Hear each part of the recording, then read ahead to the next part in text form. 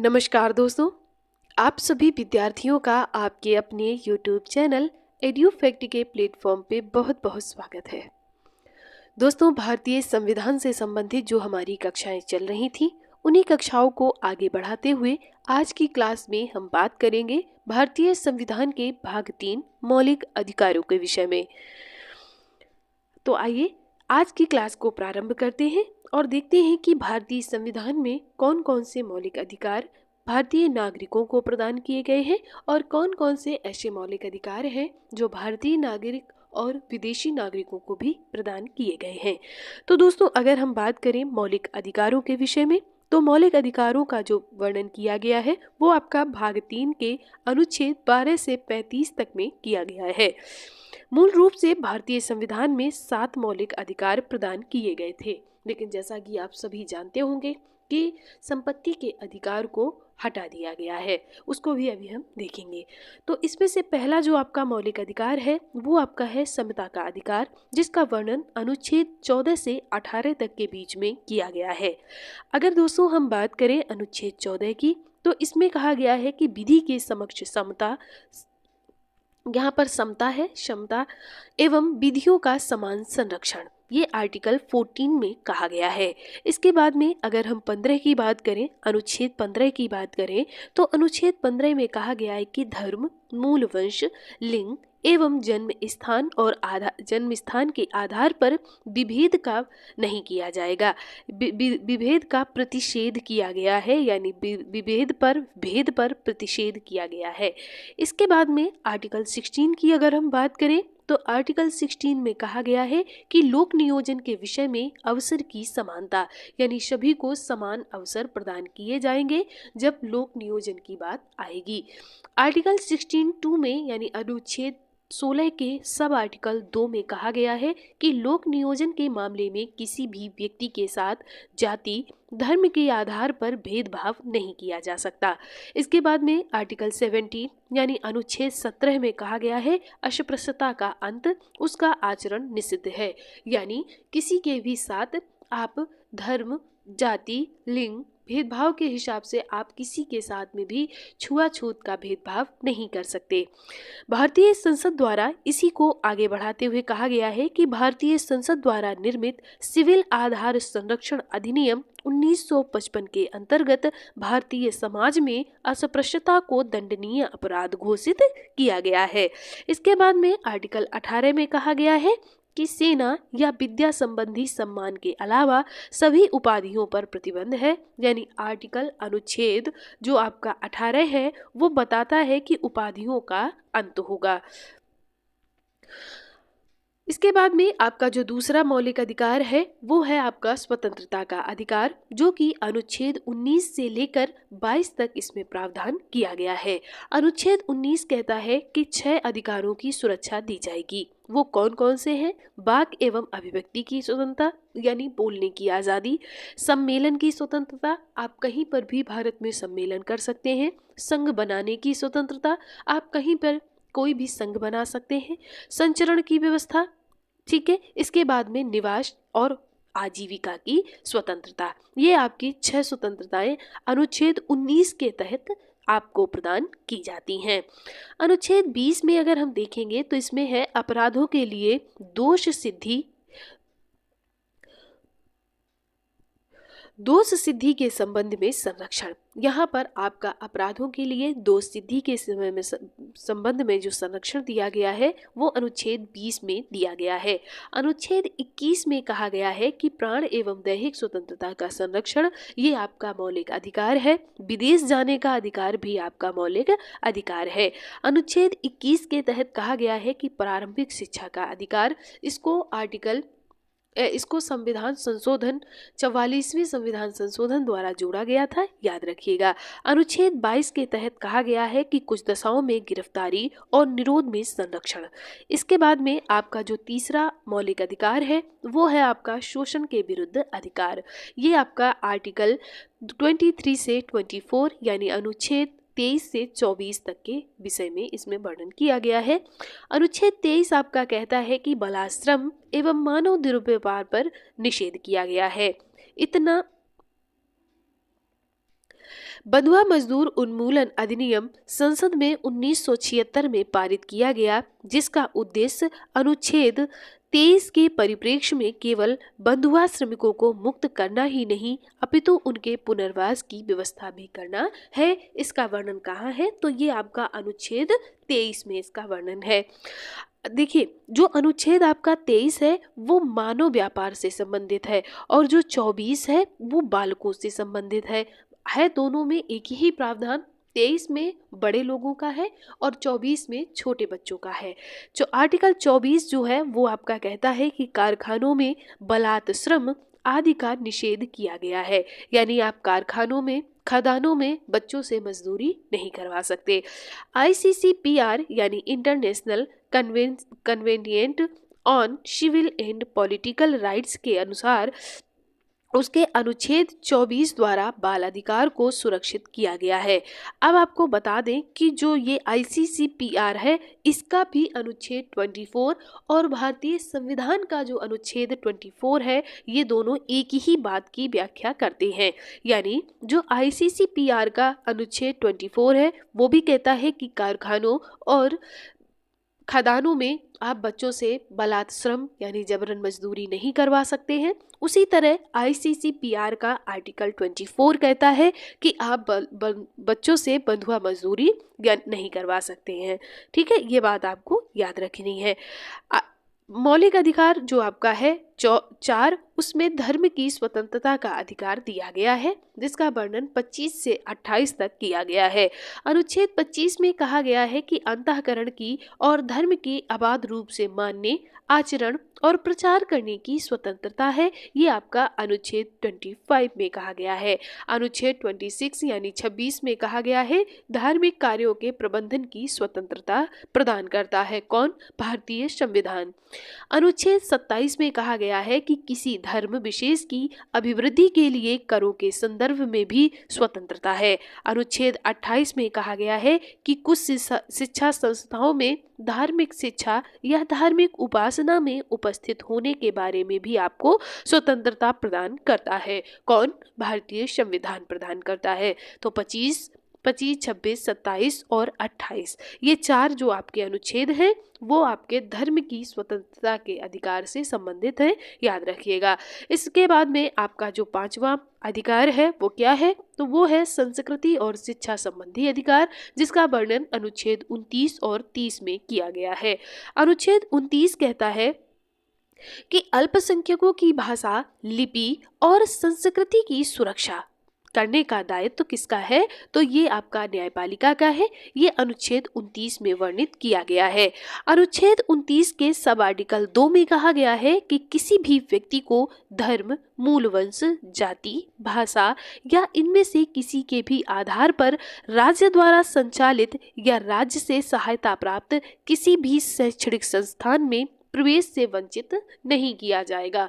यानी किसी को भी जात पात, छुआछूत के भेदभाव के आधार पर किसी भी संस्थान में आप प्रवेश देने से मना नहीं कर सकते। ये कहाँ कहा गया है? तो ये संविधान के आर्टिकल 29 के सब आर्टिकल 2 में इसका प्रावधान किया गया है, याद रखिएगा। अनुच्छेद 30 में कहा गया है कि शिक्षा संस्थानों की स्थापना और प्रशासन करने का अल्पसंख्यक वर्गों का जो अधिकार है वो आपका अनुच्छेद 30 में कहा गया है। अनुच्छेद 31 में वर्णन किया गया है। अनुच्छेद 31 के 1 में कहा गया है कि किसी भी व्यक्ति को उसकी संपत्ति से विधि के प्राधिकार से वंचित नहीं किया जा सकता।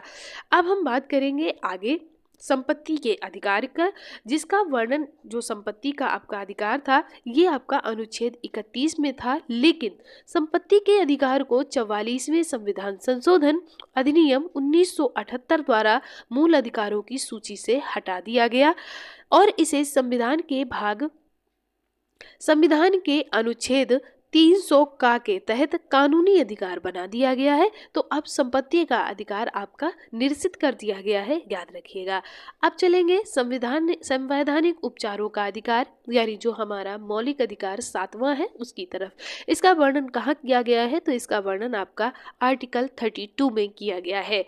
आर्टिकल 32 क्या कहता है? तो ये कहता है कि मूल अधिकारों को परावर्तित करने के लिए उच्चतम न्यायालय जाने का अधिकार है। इसमें शामिल याचिकाएं कौन कौन सी हैं? जो कि आपकी 5 प्रकार की रिट जिनको बोलते हैं वो आपकी कौन कौन सी हैं?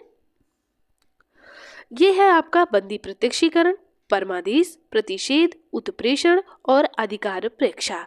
ठीक है, तो संवैधानिक उपचारों का अधिकार जो आपका 7वां मौलिक अधिकार है उसका वर्णन अनुच्छेद 32 में किया गया है। अनुच्छेद 32 के अनुसार जो भारतीय संविधान है उसमें अगर कुछ होता है तो उसकी न्यायालय जो है उच्चतम न्यायालय उसे जाने का अधिकार है। अगर किसी के मौलिक अधिकारों का हनन हो रहा है तो वो उच्चतम न्यायालय जा सकता है, वहां से अपने अधिकारों को वापस पा सकता है। इसके बाद में कुछ महत्वपूर्ण पॉइंट हैं, उन्हें देख लेते हैं। डॉक्टर अंबेडकर ने अनुच्छेद 32 को भारतीय संविधान की आत्मा कहा है, याद रखिएगा, और हृदय के रूप में भी वर्णित किया है, क्योंकि अनुच्छेद 32 भारतीय संविधान में निहित मौलिक अधिकार के उल्लंघन के खिलाफ एक प्रभावी उपाय प्रदान करता है। वो प्रभावी उपाय कौन से हैं? तो ये आपके वो प्रभावी उपाय हैं, याद रखिएगा। मूल अधिकारों के न्यायिक संरक्षण हेतु अनुच्छेद 32 के अंतर्गत उच्चतम न्यायालय तथा अनुच्छेद 226 के तहत उच्च न्यायालय को शक्ति प्रदान की जाती है, किसकी? रिट जारी करने की, याद रखिएगा। अब बात करते हैं मौलिक अधिकारों से संबंधित कुछ महत्वपूर्ण बिंदुओं की। कौन कौन से हैं? आइए फटाफट उनको भी देख लेते हैं। दोस्तों, अगर हमारा वीडियो आपको पसंद आ रहा है तो लाइक जरूर करें, दोस्तों के साथ शेयर करें। आपको ऐसे ही वीडियो टाइम टू टाइम मिलते रहे उसके लिए चैनल को सब्सक्राइब जरूर कर लें।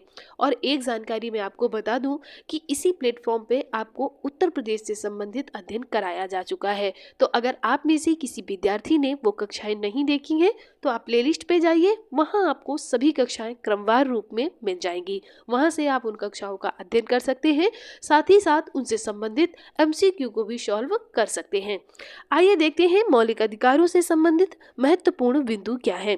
पहला है हमारा कि मूल अधिकारों का प्रावधान अमेरिका के संविधान से लिया गया है, याद रखिएगा। संविधान के भाग 3 अधिकारों को मैग्ना कार्टा की संज्ञा दी गई है। इसके बाद में संविधान द्वारा बिना किसी भेदभाव के हर व्यक्ति के लिए मूल अधिकारों के संबंध में गारंटी दी गई है।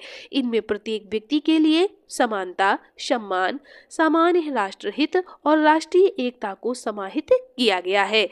इसके बाद में नेहरू रिपोर्ट जो कि 1928 में पेश की गई थी, उसके अनुसार भारत के संविधान में मौलिक अधिकारों को शामिल करने के पक्ष में थी। कौन? नेहरू रिपोर्ट 1928। अर्नेस्ट बार्कर का कथन है कि अधिकारों के बिना कर्तव्य उसी प्रकार है जैसे कि मनुष्य बिना परछाई के, यानी जब तक किसी को अधिकार नहीं मिलेगा वो अपना कर्तव्य पूर्णतया नहीं निभा पाएगा। तो इनका ये जो कथन है याद रखिएगा। इसके बाद में कहा गया है कि मूल अधिकार असीमित नहीं है लेकिन वाद योग होते हैं। यह व्यक्तियों को अदालत जाने की अनुमति देते हैं जब भी इनका उल्लंघन होता है। तो ये याद रखिएगा कि मौलिक अधिकार जो है ये आपकी असीमित नहीं है।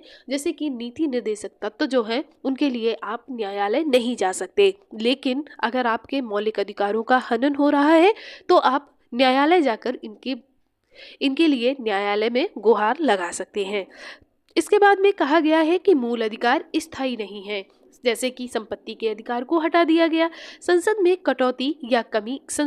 कटौती या कमी कर सकती है, लेकिन संशोधन अधिनियम के तहत ही संसद इसमें कटौती कर सकती है, ना कि साधारण विधेयक के द्वारा। यानी इसमें जो संशोधन होगा वो संविधान संशोधन जो आर्टिकल 368 में वर्णित किया गया है उसी के आधार पर मूल अधिकारों में संशोधन किया जा सकता है। साधारण विधेयक से इसमें कोई संशोधन नहीं किया जा सकता। यह सब संविधान के मूल ढांचे को प्रभावित किए बिना ही किया जा सकता है। इसके बाद में कहा गया है कि आपातकालीन स्थिति जबकि आर्टिकल 358 एवं 359 के प्रावधानों के अंतर्गत ही मूल अधिकारों का निलंबन किया जा सकता है। यानी जब कहीं पर आपातकालीन स्थिति हो तभी मूल अधिकारों का निलंबन हो सकता है, लेकिन 20-21 तब भी निलंबित नहीं होंगे। 20 और 21 आर्टिकल 20 और आर्टिकल 21 को तब भी निलंबित नहीं किया जा सकता। भारतीय संविधान में मौलिक अधिकारों की जो तुलना है वो अमेरिका के अधिकार बिल से की जाती है, ये भी आप याद रखिएगा। इसके बाद में कहा गया है कि अनुच्छेद 20 और 21 को छोड़कर अन्य सभी मूल अधिकारों को निलंबित करने की शक्ति राष्ट्रपति के पास है। किस आर्टिकल के तहत? तो अनुच्छेद 359 के तहत राष्ट्रपति सभी मौलिक अधिकारों को निलंबित कर सकते हैं, सिर्फ आर्टिकल 20 और आर्टिकल 21 को छोड़कर। तो दोस्तों ये थी अभी है कुछ मौलिक अधिकार जो केवल भारतीय नागरिकों को प्राप्त है, विदेशियों को प्राप्त नहीं है। हम उनको भी देख लेते हैं कौन कौन से हैं। पहला है आपका अनुच्छेद 15, जिसमें कहा गया है कि धर्म, मूल वंश, जाति, लिंग या जन्म स्थान के आधार पर किसी के भी साथ विभेद नहीं किया जा सकता। ये सिर्फ हम लोगों को प्राप्त है, यानी भारतीयों को प्राप्त है। अनुच्छेद 16 में कहा गया है कि लोक नियोजन के विषय में अवसर की समानता। ये अधिकार जो आपका अनुच्छेद 16 है, ये आपका सिर्फ भारतीयों को प्राप्त है। अनुच्छेद 19 भी भारतीयों को ही प्राप्त है, जिसमें वाक एवं अभिव्यक्ति की स्वतंत्रता, सम्मेलन की स्वतंत्रता, संघ बनाने की स्वतंत्रता, संरक्षण की स्वतंत्रता, निवास की स्वतंत्रता और व्यवसाय करने की स्वतंत्रता भारतीयों को प्राप्त है। वो आर्टिकल 19 में है। आर्टिकल 29 और 30 में संस्कृति और शिक्षा संबंधी अधिकार है जो सिर्फ भारतीयों को प्राप्त है। तो एक बार आप रिकॉल कर लें आर्टिकल कौन कौन से। तो आर्टिकल 15, 16, इसके बाद में 19, इसके बाद में 29 और इसके बाद में 30। ये आर्टिकल जो प्राप्त है वो सिर्फ भारतीयों को प्राप्त है, विदेशियों को प्राप्त नहीं है। इसके बाद में नागरिकों का मतलब है भारतीय नागरिकों को एवं विदेशियों को जो मौलिक अधिकार प्राप्त हैं वो कौन कौन से हैं। तो आर्टिकल 14, 20, 21 का यानी 21 का ए, 22, 23, 24, 25, 26, 27 और 28, ये आर्टिकल सभी भारतीय और विदेशी दोनों लोगों को प्राप्त है। लेकिन आर्टिकल 15, 16, 19, 29 और 30, ये 5 आर्टिकल जो हैं वो सिर्फ भारतीयों को प्राप्त है, विदेशियों को प्राप्त नहीं है। दोस्तों ये थी आज की हमारी मौलिक अधिकारों से संबंधित क्लास। आपको कैसी लगी ये आप हमें कमेंट करके ज़रूर बताइएगा। आप सभी विद्यार्थियों का एक बार दिल से बहुत बहुत धन्यवाद।